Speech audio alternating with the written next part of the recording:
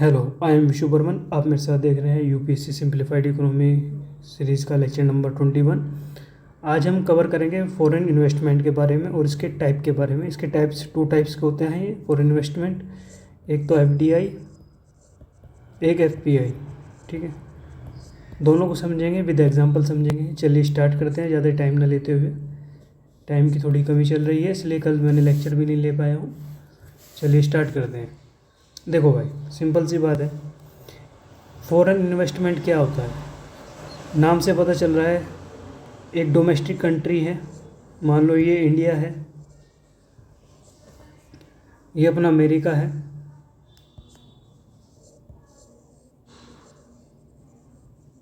ठीक है। जब अमेरिका इंडिया की कंपनी में इन्वेस्टमेंट करता है, ये कंपनी है इंडिया की, ठीक है, इसमें इन्वेस्टमेंट कर रहा है, चाहे वो शेयर के रूप में कर रहा है, चाहे किसी भी रूप में शेयर में इन्वेस्टमेंट कर रहा है, या अपनी कुछ कंपनियां को इधर कंपनियों को इधर भेज रहा है कि ताकि आप यहाँ मैन्युफैक्चरिंग कर पाए, ठीक है। तो वो होता है एक इन्वेस्टमेंट। क्या होता है? इन्वेस्टमेंट, ठीक है। इन्वेस्टमेंट भी टू टाइप के होते हैं, एफडीआई एंड एफपीआई। वो भी हम आगे लेक्चर में पूरी तरह समझेंगे, ठीक है। अब मैं आपको बोल रहा हूँ, एक और एग्जांपल देता हूँ फॉरेन इन्वेस्टमेंट के बारे में। सपोज दैट ये हमारा इंडिया ही है, मैं फिर बोल रहा हूँ, यहाँ एक कंपनी है, कंपनी कुछ प्रोडक्ट बनाना चाह रही है, कुछ भी, लाइक BMW जैसा कुछ बाइक, बड़ी बाइक बनाना चाह रही है, ठीक है। अब इसको बाइक के शॉप 100 बाइक्स बनानी है। इसको कितनी बनानी है? 100 बाइक्स। इस कंपनी ने देश के जितने भी इन्वेस्टर थे उन सबसे पैसा ले लिया, लेकिन इसके पास पैसा कम पड़ा। 100 नहीं बोलते हम, इसको बोलते हैं 10,000 बाइक्स बनानी है, ठीक है। टॉप की बाइक बनानी है, बहुत गजब बाइक। मान लो उसकी एक प्राइस होगी 10.5 लाख या 12 लाख के होगी। तो इंडिया ने एक कंपनी रेडी करी ऐसी बाइक बनाने के लिए। उसने सभी इन्वेस्टर जो थे इंडिया के, उन सबसे पैसा ले लिया, ठीक है। ये जो बनना था, मान के चलो 100 करोड़ की कंपनी बननी थी। है कितने की? 100 करोड़ की। इसको 100 करोड़ रुपया चाहिए था, ठीक है, 10,000 ऐसी बाइक्स बनाने के लिए। बट इसके पास आया कितना? इसके पास आया मेरे ख्याल से, मान के चलो 50 करोड़, ठीक है। अब 50 करोड़ आया और 50 करोड़ ही अभी इसके पास कमी है, 50 करोड़ की। इंडिया के जितने भी इन्वेस्टर थे, इसने सबसे पैसा ले लिया। अब इसका दिमाग गया कि यार अब एक काम करते, बाहर के लोगों से पैसा मांगते हैं, ठीक है। ये एक अमेरिका की कंपनी है, ठीक है, ये अमेरिका की कंपनी है, अमेरिका देश नहीं, एक अमेरिका की कंपनी है, ध्यान रखना। अब मेरी कंपनी ने क्या सोचा, ये आया, इस कंपनी का जो भी फाउंडर है या जो भी होगा CEO, वेल, तो ये इस कंपनी से पास गया, बोला यार तूने मेरी कंपनी में इन्वेस्टमेंट कर दे, मैं 5% का तुझे इंटरेस्ट दूंगा, या तू मेरे शेयर में इन्वेस्टमेंट कर दे, तुझे बेनिफिट मिलेगा। कोई भी कंपनी है बेनिफिट के लिए तो काम करती है। तो मेरी कंपनी राजी हुई, उसने इन्वेस्टमेंट कर दिया। क्या कर दिया? इन्वेस्टमेंट कर दिया। कितने का? 50 करोड़ की कमी थी, 50 करोड़ का इन्वेस्टमेंट कर दिया, ठीक। जब से 50 करोड़ का इन्वेस्टमेंट कर दिया, यही क्या कहलाया आपका? ये कहलाता है आपका फॉरेन इन्वेस्टमेंट। इट मीन्स किसी भी डोमेस्टिक कंट्री में जब हम कोई चीज़ भी डेवलप करने जा रहे हैं और उस कंट्री के सभी रिसोर्सेज को हमने यूज़ कर लिया है, फिर भी हमारी जो है डिमांड पूरी नहीं हुई है, तो हम जब बाहर की कंट्री से इन्वेस्टमेंट के लिए बोलते कि प्लीज़ आप हमारे यहाँ इन्वेस्टमेंट करें, तो उसको ही बोलते हैं हम फॉरेन इन्वेस्टमेंट, FI। क्या बोलते हैं? Foreign investment. ये एग्जांपल आप समझ गए, ठीक है। एक और एग्जांपल मैं आपको इस चीज़ के बारे में दे रहा हूँ। आपने देखा होगा 1991 में हमने क्या ग्लोबलाइजेशन किया था, ठीक है, समझ रहे हो। हमने बोलते हैं ना लिबरलाइजेशन पॉलिसी को अपनाया था, ठीक है। जब हमने ये चीज़ अपनाया था तो हमने ओपन मार्केट स्टार्ट कर दी थी ग्लोबल लेवल पर, ठीक। तो क्या हुआ, जब हमने ओपन मार्केट खोल दी गई, तो हमने देखा 1991 में जब हमने लिबरलाइजेशन पॉलिसी को अपनाया, ठीक है, तो हमने देखा कि इसका एक रिजल्ट मिला हमको। जैसे हमारे कंट्री में होंडा कंपनी आई, ठीक है, जिसको बोलते हैं हीरो होंडा। अब तो हीरो अलग है, होंडा अलग है। होंडा जापान की है, ठीक है। सुजुकी आई, ठीक है। मारुति सुजुकी चलती थी ना पहले, मारुति सुजुकी 800, देखा होगा आपने, पहले ऐसे एम और एस लिखा रहता था, मारुति सुजुकी, ठीक है। ये मारुति और सुजुकी, सुजुकी जापान की थी, मारुति अपनी इंडिया की थी, ठीक है। तो ऐसे ही हीरो होंडा जब बना था, ठीक है। अब वो होंडा अलग हो गया, हीरो अलग हो गया, ठीक है। हीरो अपने यहाँ की हो गई, होंडा बाहर की हो गई। सुजुकी, मारुति सुजुकी, जैसे मैंने बताया, ठीक है। हुंडई कंपनी आई, हुंडई, ठीक है। तो मतलब पेप्सी हमने देखी। तो ये सब क्यों हुआ, ये सब कैसे, ये एक फॉरेन कंट्री का इन्वेस्टमेंट ही तो है भाई। जापान ने हमारे यहाँ, मान के चलो, अब जैसे ये अपना जापान है, जापान की कंपनी है होंडा, उसका एक प्लांट जापान ने इंडिया में लगा दिया। कहाँ लगा दिया? इंडिया में लगा दिया। ये क्या हो गया, जापान का इन्वेस्टमेंट हुआ कहाँ पे? इंडिया में, ताकि जापान की जो टेक्नोलॉजी है वो इंडिया तक पहुंच सके और उसका यूज हो सके, ठीक है। भाई ये होंडा कंपनी की जब बाइकें बिकेंगी, इंडिया के लोगों के पास जाएंगी जब होंडा कंपनी की बाइकें, तो कब फ़ायदा किसका होगा? इसी कंपनी का तो होगा जो जापान की है। समझ रहे हो मेरी बात? तो ये इन्वेस्टमेंट हुआ, क्या हुआ? ये इन्वेस्टमेंट हुआ, इसको ही बोलते हैं फॉरेन इन्वेस्टमेंट। चाहे फिर वो होंडा हो, चाहे वो सुजुकी हो, चाहे वो फिर इंडिया में पेप्सी आना हो, ठीक है। ये सब अदर कंट्रियों की कंपनियां हैं जो हमारे देश में मैन्युफैक्चरिंग के लिए या अपनी टेक्नोलॉजी पहुंचाने के लिए बनाई है, ठीक है। इसी एग्जाम्पल को लेकर हम एफडीआई आगे जाके क्लियर करेंगे, ठीक है। चलिए, मैंने आपको बता दिया फॉरेन इन्वेस्टमेंट के बारे में कि क्या होता है फॉरेन इन्वेस्टमेंट, ठीक है। यदि मैं आप बोलूँ हिंदी में सीधा सा बोलता हूँ, जब कोई भी हम विकासात्मक कार्य कर रहे होते हैं तो जो हमारे रिसोर्सेज हैं जो पर्याप्त नहीं होते, हमारे लिए सफिशेंट नहीं होते, तो हम मदद मांगते हैं बाहर से इन्वेस्टमेंट के लिए, ठीक है। वही होता है आपका फॉरेन इन्वेस्टमेंट, ठीक है। चलिए, अब फॉरेन इन्वेस्टमेंट 2 टाइप का होता है। फॉरेन इन्वेस्टमेंट 2 टाइप का होता है। एक तो होता है एफडीआई, एक होता है एफपीआई। एफडीआई होता है जो 10% से ज़्यादा के शेयर कोई आदमी इन्वेस्टमेंट करता है किसी कंपनी में, और एफपीआई होता है किसी आदमी के पास 10% से कम के क्या है शेयर में इन्वेस्टमेंट किया गया है, ठीक है। 10% से कम, ये 10% से ज़्यादा होता है एफडीआई। फॉरेन डायरेक्ट इन्वेस्टमेंट बोलते हैं एफडीआई को, और फॉरेन पोर्टफोलियो इन्वेस्टमेंट बोलते हैं एफपीआई को, ठीक है। चलें देखते हैं अब आगे पूरा पढ़ेंगे। एफडीआई क्या है? देखो ये रहा एफडीआई, फॉरेन डायरेक्ट इन्वेस्टमेंट क्या है। मान लो कंट्री ए है अपना अमेरिका, ठीक है। इसने कंट्री बी जो चाइना है, इसको बोला हम आपको पैसा भी देंगे, हम आपको अपनी कंपनी भी देंगे। हमारी जो कंपनी है ये अमेरिका की कंपनी है। किसकी कंपनी है? ये अमेरिका की कंपनी है। ये अमेरिका के व्यक्ति है, इसकी एक कंपनी है। इसने बोला हम चाइना में आपके यहाँ अपनी कंपनी लगाएंगे और आपको पैसा भी देंगे। समझ रहे हो? तो इससे क्या होगा, आपने देखा, जब आप कंपनी लगाओगे चाइना में तो इस कंपनी में काम कौन करेगा? चाइना के लोग करेंगे। जब चाइना के लोग काम करेंगे और ये कंपनी चाइना में लगेगी तो सिंपल सी बात है कि जो एम्प्लॉयमेंट है वो कहाँ इंक्रीज़ होगा? वो चाइना में इंक्रीज़ होगा। सिंपल है भाई। देखो ये एक अमेरिका के व्यक्ति है, इसकी एक कंपनी है ये। इसने बोला चाइना को कि तुम्हारे यहाँ भाई टेक्नोलॉजी की कमी है, कोई बात नहीं, मैं अपनी कंपनी की एक यूनिट आपके यहाँ चाइना में लगा देता हूँ, साथ में मैं आपको पैसा भी दूंगा उस कंपनी को चलाने के लिए कुछ टाइम तक के लिए, ठीक है। जब ये यूनिट चाइना में लगेगी तो एम्प्लॉयमेंट किसको मिलेगा? चाइना के पीपल्स को ही मिलेगा ना एम्प्लॉयमेंट। तो आपने क्या समझा? एफडीआई क्या है? एफडीआई और साथ में ये जो कंपनी है इसकी जो टेक्नोलॉजी है वो किसके पास जाएगी? वो चाइना के पास जाएगी, ठीक है। तो मेरा मतलब मैंने कहने का वो है, जो एफडीआई है ना, इसके अंडर में जो काम होता है वो ऐसा होता है कि ये आपको एफडीआई जो है वो आपको करेंसी के साथ, आपको मनी के साथ साथ एम्प्लॉयमेंट और टेक्नोलॉजी भी देता है, ठीक है।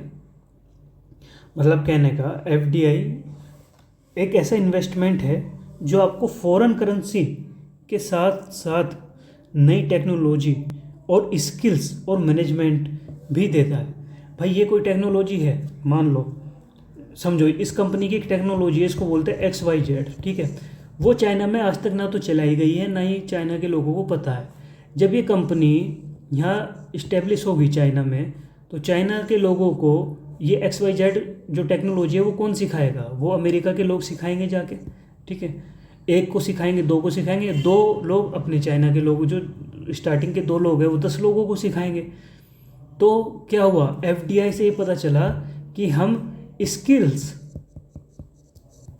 भी अचीव कर सकते हैं। फॉरेन डायरेक्ट इन्वेस्टमेंट के तहत स्किल्स भी हमको मिलेगा, एम्प्लॉयमेंट भी मिलेगा, ठीक है। हमको फॉरेन करेंसी भी मिलेगा, ठीक है। तो हमको ये सब मिलेगा। ये आएगा किसके अंतर्गत, ठीक है, ये आता है किसके उसमें है, अंडर में, ये आता है फॉरेन डायरेक्ट इन्वेस्टमेंट के अंडर में। समझ गए मेरी इतनी बात।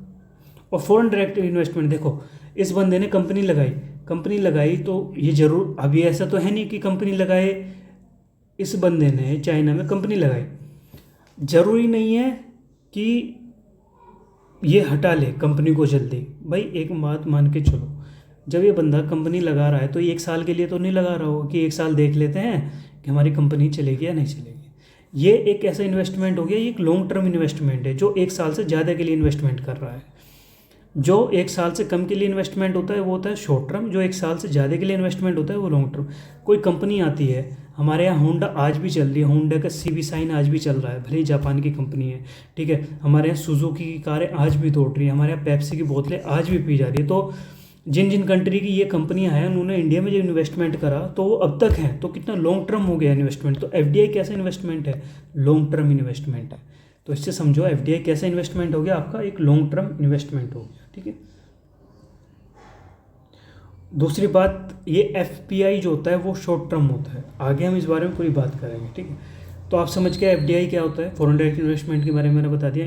फॉरेन डायरेक्ट इन्वेस्टमेंट आपको क्या दे रहा है, आपको एम्प्लॉयमेंट भी दे रहा है। सीधी सी बात है, कंपनी जब लगेगी तो चाइना के लोगों को एम्प्लॉयमेंट भी मिलेगा, स्किल्स भी सीखने को मिलेगा, फॉरेन करेंसी भी मिल रही है आप लोगों को, ठीक है। और एफडीआई क्या होता है आपका, बताए कोई। एफडीआई आपका होता है लॉन्ग टर्म इन्वेस्टमेंट। मैंने बता दिया आपको कैसे होता है, अभी पीछे एग्जांपल दिए हैं मैंने पेप्सी के और इसके होंडा सुजुकी के अभी जस्ट, ठीक है। तो ध्यान रखना इस बात का। चले दूसरी बात, एफडीआई इंडिया में 2 रास्ते से आता है, इसके 2 वे होते हैं। एफडीआई के 2 रास्ते होते हैं आने के, ठीक है। एक तो गवर्नमेंट वे होता है, एक ऑटोमेटिक वे होता है, ठीक है।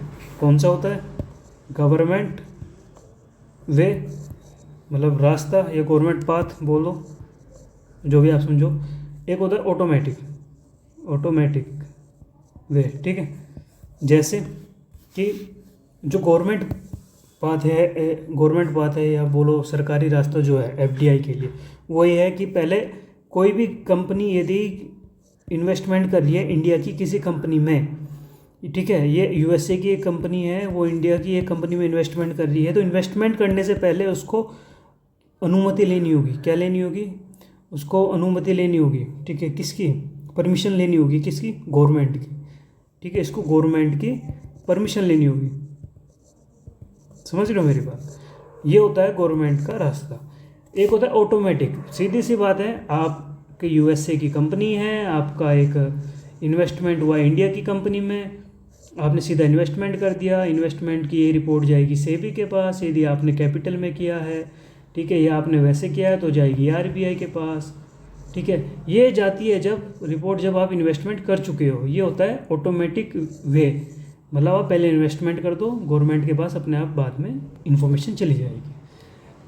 गवर्नमेंट वे वो होता है, गवर्नमेंट पाथ वो होता है, पहले आप परमिशन लो फिर आप इन्वेस्टमेंट करो, सिंपल सी बात, ठीक है। चलिए 2 रास्ते मैंने आपको बता दिए हैं। आइए अब थोड़ा सा देखते हैं एफपीआई के बारे में कि एफपीआई क्या होता है, जिसको हम बोलते हैं फॉरेन पोर्टफोलियो इन्वेस्टमेंट। ठीक है, FPI, फॉरेन पोर्टफोलियो इन्वेस्टमेंट, ध्यान रखना, ठीक है। ये एक शॉर्ट टर्म होता है, क्या होता है, शॉर्ट टर्म। हाँ वेट, कुछ बताना है, ध्यान रखना। FDI क्या होता है, जिस FDI को होता है, मान लो ये कंपनी इंडिया की है, ये अमेरिका की कंपनी है, ठीक है, इसमें इन्वेस्टमेंट करा, सॉरी अमेरिका ने इसमें इन्वेस्टमेंट करा और इंडिया की इस कंपनी के 10% से ज़्यादा शेयर, 10% से ज़्यादा शेयर्स किसके पास आ गए, अमेरिका की कंपनी के पास। तो ये होता है FDI, ठीक है। मतलब कहने का FDI का मतलब ये होता है, सिंपल सी बात है, यदि किसी भी फॉरेन जो कंपनी है या फॉरेन जो इन्वेस्टर है, उसका यदि हमारी कंपनी में 10% का शेयर है या उससे ज़्यादा का शेयर है, ठीक है, जो 10% से ज़्यादा क्या शेयर है, 10% से ज़्यादा ही होना चाहिए वो शेयर, तो वही कहलाता है आपका FDI, ठीक है। मैंने आपको ये बताया था 10% से ज़्यादा का शेयर, ठीक है, समझिए मेरी बात। और जो 10% है या 10% से कम है वो होता है FPI, ठीक है। तो ये कैसा होता है, एक शॉर्ट टर्म होता है। FDI जैसे लॉन्ग टर्म नहीं होता है कि कई साल तक इन्वेस्टमेंट करते हैं, शॉर्ट टर्म होता है, ठीक है। दूसरी बात, ये अनस्टेबल होता है। कैसा होता है, अनस्टेबल होता है, अस्थायी होता है, अनस्टेबल है, ठीक है, शॉर्ट टर्म अनस्टेबल है। दूसरी बात, इसमें जो शेयर है 10% से कम का है, कितना है, 10% से कम का शेयर होता है, 10% तक होता है, ठीक है। तो ये जब तीन चीज़ हो जाती है, शॉर्ट टर्म, अनस्टेबल और 10% से कम शेयर होना, ठीक है, तो वो कहलाता है FPI। 10% से कम शेयर का मतलब मैंने आपको बता दिया, किसी भी फॉरेन इन्वेस्टमेंटर जो है, ये एक फॉरेन इन्वेस्टर है, ये इंडिया में इन्वेस्ट कर रहा है किसी कंपनी ABC में, ठीक है। यदि इसने 10% से कम का शेयर लिए हैं, इससे 10% से कम के शेयर लिए हैं, तो यही कहलाता है आपका FPI, ठीक है, ध्यान रखना। यदि इस कंपनी के 10% इसके शेयर, यदि इसके शेयर एक फॉरेन इन्वेस्टर के पास 10% से ज़्यादा हुए, तो वो कहलाता है आपका FDI, ठीक है। चलें,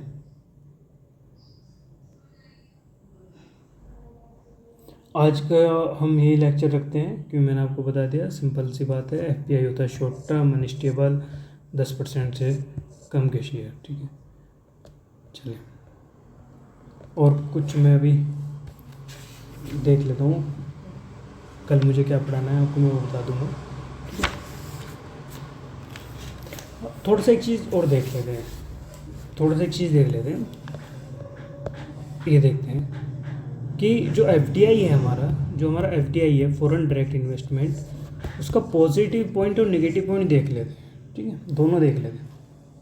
हमको पता है कि जब हम FDI का यूज़ कर रहे हैं तो हमारे यहाँ एक नई टेक्नोलॉजी आएगी, भाई न्यू टेक्नोलॉजी होगी, क्या होगी, न्यू टेक्नोलॉजी होगी हमारे पास आएगी, ठीक है, प्लस हमारे पास न्यू स्किल्स आएंगी, ये सब आएगा हमारे पास, नहीं आएगा, ये आएगा। लेकिन हम ये भी देखते हैं, जब हमारे अभी new technology, new skills, new company कब आएगी, जब एक देश A जो कंट्री है वो किसी B में इन्वेस्टमेंट करेगी, अपनी करेंसी भी देगी और अपनी कंपनी का एक मैन्युफैक्चरिंग हब भी खोल देगी B कंट्री में, ठीक है। अब लॉस कब होगा, भाई देखो हमारे यहाँ बहुत सी, आप ग्रेटर नोएडा या बेंगलुरु में जाओगे तो एक कंपनी है, MNC कंपनी होती है, इसको बोलते हैं मल्टी नेशनल कंपनी, ठीक है, MNC कंपनी जो होती है हमारे यहाँ, ठीक है। अब क्या होता है, ये देखो आप कि ये रोज़गार तो दे देंगे आपको, एम्प्लॉयमेंट तो दे देंगे, बट इनकी एम्प्लॉयमेंट का स्ट्रक्चर कैसा होता है, अनस्टेबल होता है। कैसा होता है, अनस्टेबल होता है। भाई आज जाओ, पता नहीं कल आपको धक्के मार के निकाल दे, क्या कर दे, क्योंकि ये कंपनियाँ प्रॉफिट करने आई हैं, ठीक है, समझ रहे हो ना, तो वो इसलिए अनस्टेबल जॉब दे दी आपको, ठीक है, कोई स्टेबिलिटी नहीं होती है, ठीक है। और ये कंपनियां अपने प्रॉफिट से कभी भी समझौता नहीं करती हैं, प्रॉफिट से समझौता बिल्कुल भी नहीं करेंगी जितनी भी MNC कंपनियां हैं, ठीक है, समझ रहे हो। दूसरी बात, MNC कंपनियां आपको कंज्यूमिंग हैबिट देती हैं, कौन सी, कंज्यूमिंग हैबिट देती हैं। कंज्यूमिंग हैबिट मतलब आपको सेविंग की ओर नहीं ले जाती हैं, बल्कि एमएनसी कंपनियां, इंडिया में देखा होगा कि ये बंदा इस कार से आ रहा है, ये बंदे का पहनावा ऐसा है, मैं भी ऐसा पहनूंगा। देखो ना बड़े बड़े आईटी कंपनी में देखते हो जो बाहर की आई हैं कि कॉरपोरेट वाली होती हैं, कंज्यूमिंग, कि भाई तुम ये टेक्नोलॉजी का यूज़ करो। आपको सेविंग का रास्ता नहीं दिखाती है, ये दिखाती है कंज्यूमिंग हैबिट का। ठीक है, तो इसके नेगेटिव पॉइंट है और ये इसके पॉजिटिव पॉइंट है एफडीआई के। ठीक है, चलिए आज के लिए लेक्चर को इतना ही रखते हैं। ठीक है, कल हम इस बारे में कल हम जो नया टॉपिक स्टार्ट करने वाले हैं वो मैं आपको शायद मैं उस पर डाल दूँगा टेलीग्राम ग्रुप पे। ठीक है, कल हम वैसे मैं सोच रहा हूँ आपके लिए मैं स्टार्ट कर दूँ पब्लिक फाइनेंस। ठीक है, चलिए ध्यान रखें आप सभी अपना। Good night.